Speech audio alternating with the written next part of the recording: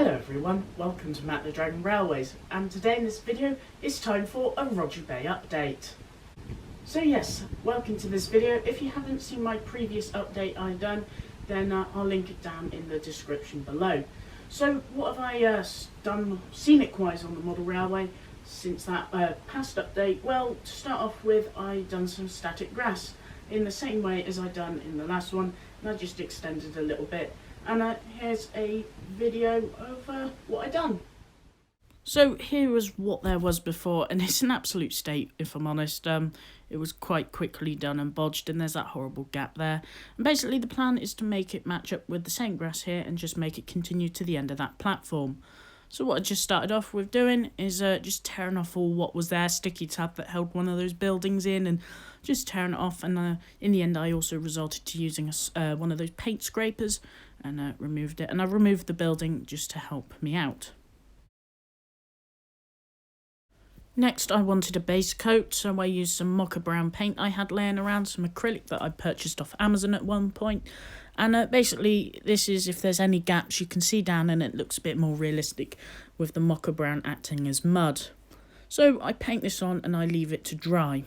There it is, you can see, just finished off, and I left that to dry. And after I'd done that, I plastered the area in PVA glue, just your standard stuff from like B&M or Poundland.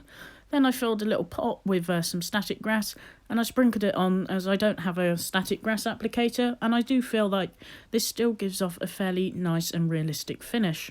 So yeah, I just sprinkled it on, as you can see here, and now you can see it all nearly finished, and yeah, it looks really good, doesn't it, already? So the next thing to do is get a hoover with a sock over it. The sock helps collect all the grass so you can reuse the excess. Basically, I just hoover up what's loose, and I just do this every so often and rescatter some static grass, and I just repeat this process over and over again until I'm very happy with it. This is just a fun thing to do in the evening. Also, using a hoover is quite useful, as in a way it helps bring some of the strands of grass to stand up on end like you would when you used a proper applicator. So you know, you get a variation of flat and upright grass, which I think adds to realism in a way. So on your screen now you can see that I'm just reapplying some more grass and sprinkle it on. This is a little bit in clumps, but I can tidy it up, and as well as using the hoover, that helps it out. So yeah, I just repeated this process until it was done. And speaking of done, here is all finished off, and I'm quite pleased with it. And with the building back in place, I think it looks really nice. Maybe add some wildflowers there eventually at one point, but that could be something to do in the future. So yes, that is looking quite a lot better than it was now, and I'm quite pleased with that, even though it's a little bit. So what next? Well, as that paint was drying at the start of that process, I decided to take on a fencing job. Now, the other day I looked at the layout and realised I hadn't finished off the fencing around by the line side, and I decided to get some ratio fencing, and I finished that off. And I had plenty spare, so in the last episode I spoke about sticking down some grass mat. Well, I've put some fencing on the line side on there. It's not enough to fill in the whole gap, but I thought it would make use of that fencing, and I think it looks quite nice. Another thing, I've done this in the last episode as well. I noticed more gaps within the ballast, and I just tidied that up again. You know, the glue mix and all that, and just filling in the holes that bugged me a bit. And it's one of those things that I'll just find every now and again and I'll have to redo. But yeah, that's just a simple fun thing.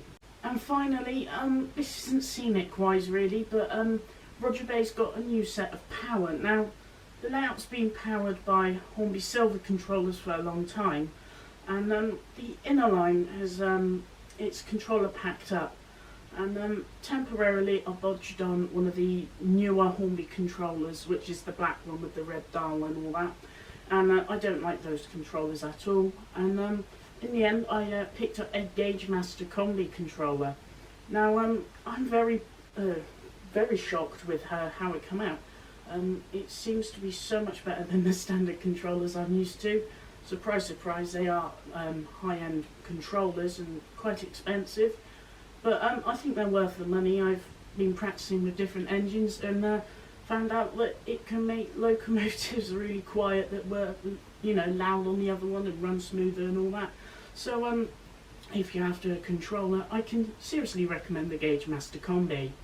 So I've gone on to some repairs, and well, it was only one locomotive, and it's the one I spoke about in the last episode. The Triangnelli, I said in my plans that I was going to get a brand new XO4 motor for it, and not long after I went on eBay and I got one, and it's really good. It's now running and functional, and if like I was on about the Gauge Master Combi, it's even smoother running on that controller, so I'm really happy with that. Another thing, my A4 Sir Charles Newton, I had it for about 3 years, and basically the rod's bent and it's gone all catastrophic. You would have seen it in my documentary style video.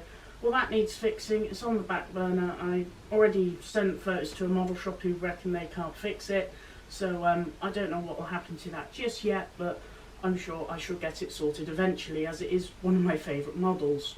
So on to new stock. Well, I got this brand new tanker wagon. Well, it's like a new old stock. It's R6569. It's a 12-ton tanker wagon, and I picked it up at East Somerset Model Shop, and I got it for £5. It was in their bargain box.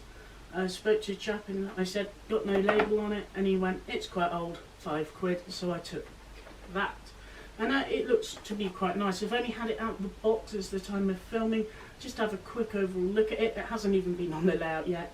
You may or may not see this before this video or just after, so you know. So yeah, it looks to be a good wagon, and no matter what, for £5 it should be good value. Also on new stock, well, I sort of said in the last update that I'd get a Sentinel. Now, due to time of filming and all that, I said that, and then I got the Sentinel and the review come out earlier, so it would make no sense, you know, it doesn't make as much sense there.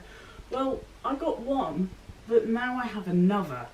Yeah, I've got two, and the plan is to, with one, change the number on it and renumber it to PB842, which is the other Sentinel that's undergoing restoration following a electrical fire back years ago. So we'll have two East Somerset Sentinels there, and I've already got the transfers and everything to do that. I just need to get on and do it.